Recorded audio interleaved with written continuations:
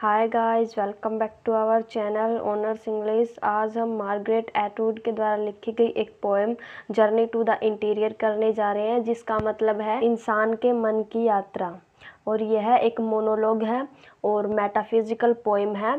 We can describe this poem in different manners, like journey into mind and exterior reality to inner depth of a human mind, journey of human self and Canadian environment. यानी कि इन दोनों के बीच poet ने कोई ना कोई combination दिखाया है। इसके अंदर डिस्कवरी दिखाई गई है मनुष्य की आंतरिक मन की। और यह जो पोइम है वो फ्री वर्स में लिखी गई है, इसे लिखने के लिए कोई वर्स यूज़ नहीं किया गया है। तो चलिए बिना टाइम वेस्ट किए पोइम को शुरू करते हैं। There are similarities I notice. Poet notice करती है कि हमारे मन की जो यात्रा होती है उसके बीच और बाहरी जो यात्रा होती है, मतलब जो बाहरी इन्वायरमेंट है, कैनेडियन इन्वायरमेंट है और लैंडस्केप का जो इन्वायरमेंट है उसके बीच और हमारे मन के जो इन्वायरमेंट है उसके बीच कोई ना कोई सिमिलैरिटीज़ होती है। That the hills which the eyes make flat as a wall. Poet कहना चाहती है कि जैसे जब हम किसी पहाड़ को देखते हैं तो वो हमें एक वॉल की तरह, एक दीवार की तरह दिखाई देता है, वेल्डेड टुगेदर, और वो एक दूसरे के साथ जुड़े हुए दिखाई देते हैं। ओपन एज आई मूव, जैसे ही मैं मूव करती हूँ, मतलब जैसे ही मैं टर्न करती हूँ दूसरी तरफ, टू लेट मी थ्रू, तो मुझे जाने के लिए रास्ता दिखाई देता है। बिकम एंडलेस एज प्रेरीज, और मुझे वहाँ पर खुले मैदान दिखाई देते हैं। प्रेरीज का मतलब होता है खुले मैदान। दैट द ट्रीज ग्रो स्पिनली, वहाँ पर जो पेड़ है वो बहुत ही लंबे और पतले हैं। Have their roots often in swamps, और उन पेड़ों की जो जड़ें होती है वो दलदली होती है। यानी कि वो जो एरिया होता है जहाँ पर वो पेड़ उगे हुए होते हैं वो दलदली एरिया है। That this is a poor country, और ये जो कंट्री है ये बहुत पुअर है, मतलब ये जो कंट्री है ये इतना ज़्यादा सपोर्ट नहीं करता जो जर्नी होती है उनको। That a cliff is not known as rough except by hand, मतलब किसी भी क्लिफ की जर्नी करना किसी के बाएं हाथ का खेल नहीं है। क्लिफ एक बड़ी सी चट्टान होती है जो किसी लेक के किनारे लगी होती है, जिसके ऊपर बार बार आकर पानी टकराता है, मतलब वहाँ पर जाना किसी के बाएं हाथ का खेल नहीं है, ये बहुत मुश्किल काम है। And is there for inaccessible, वहाँ जाना बहुत ही ज़्यादा दुर्गम होता है। Mostly the travel is not the easy going, मतलब ज़्यादातर जो यात्राएं होती है वो बहुत ज़्यादा मुश्किल होती है, वो आसान नहीं होती। फ्रॉम पॉइंट टू पॉइंट, यानी कि जब कोई इंसान जर्नी करता है तो वो एक बिंदु से दूसरे बिंदु तक, ए डॉटेड लाइन ऑन मैप, उसे एक डॉटेड लाइन मिलती है मैप पर कि तुम्हें इस जगह पर जाना है, उसे लोकेशन दी जाती है। Plotted on A square surface, उसे एक वर्गाकार सतह पर उसे एक लोकेशन दी जाती है। बट दैट आई मूव, लेकिन जिस जर्नी पर पोइट निकली है वो उस जर्नी से अलग है। Surrounded by A triangle of branches, यानी कि उसके माइंड में जो कॉन्फ्लिक्ट है, यानी कि उसके दिमाग में जो परेशानियां है या फिर उसकी लाइफ में जो प्रॉब्लम है वो ऐसे लग रही है कि बहुत सारी टहनियों के ट्रायंगल बने हुए हैं, यानी कि इतनी ज़्यादा टहनी फैली हुई है। ए नेट ऑफ एयर, और वहाँ पर हवा का एक जाल बिछा हुआ है। एंड अल्टरनेट, और ये जो चीज़ें उसने दिखाई है वो पूरी तरह से पोइट के अपोजिट है, यानी कि वो उसके लिए परेशानियाँ पैदा कर रही है। Light and dark all the times, there are no destinations apart from this, यानी कि इसके अलावा मेरे पास कोई डेस्टिनेशन नहीं है, यानी कि पोइट के पास कोई भी डेस्टिनेशन नहीं है कि उसे कहाँ जाना है कहाँ नहीं जाना है।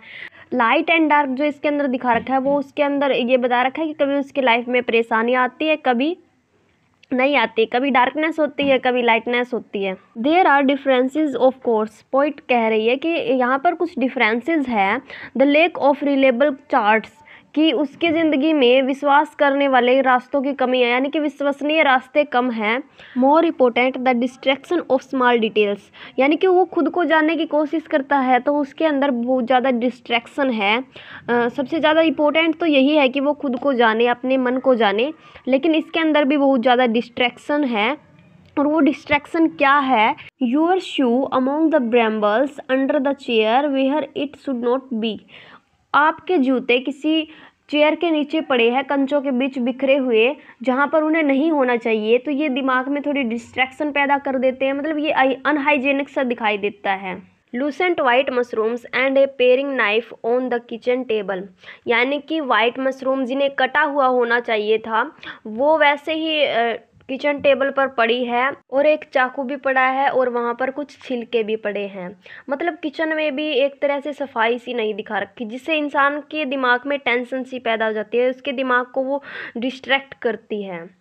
A sentence crossing my path sudden as a fallen log, यानी कि मेरे रास्ते में एक लकड़ी का लॉग गिरा हुआ है, यानी कि एक लकड़ी का पेड़ लगा लो जो सूखा हुआ है, वो रास्ते में गिरा हुआ है, तो जिससे मुझे अपने रास्ते को पार करने में परेशानी हो रही है। I am sure I passed yesterday, मैं श्योर हूँ कि मैंने ऐसी डिफ़िकल्टीज़ को पहले भी फेस किया है अपनी लाइफ में। Have I been walking in circle again, यानी कि पोइट को ऐसा लग रहा है कि वो किसी सर्कल का चक्कर लगा रही है या फिर किसी सर्कल पर चल रही है, यानी कि वो घूम कर दोबारा उसी जगह पर आ जाते हैं जिस जगह से चली थी। बट मोस्टली द डेंजर, लेकिन इस रास्ते में बहुत ज़्यादा खतरे हैं, यानी कि ये जो रास्ता है वो ख़तरनाक है।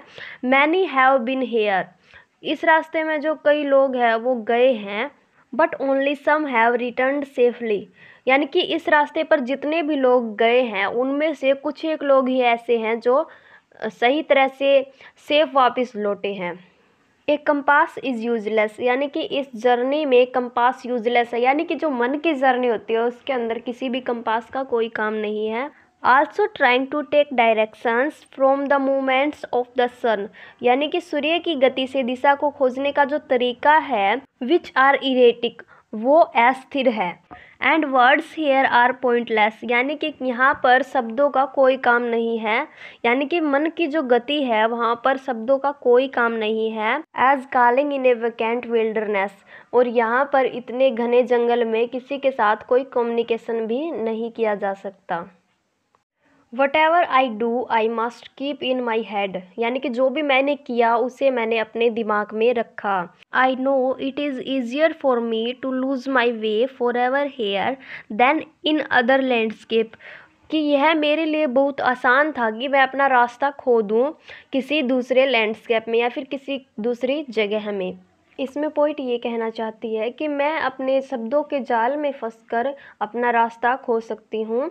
तो इस तरह से पोइट ने दिखाया है कि किस तरह से हम मन की जर्नी को ट्रैवल करते हैं, किस तरह से हम उसके अंदर जो कॉन्फ्लिक्ट आते हैं, जो प्रॉब्लम्स आती है उनको फेस करते हैं, और किस तरह से ये है रियल लाइफ से जुड़ी हुई है। तो इस तरह से हमारी पोएम कंप्लीट होती है। बहुत जल्द मिलेंगे एक नए टॉपिक के साथ।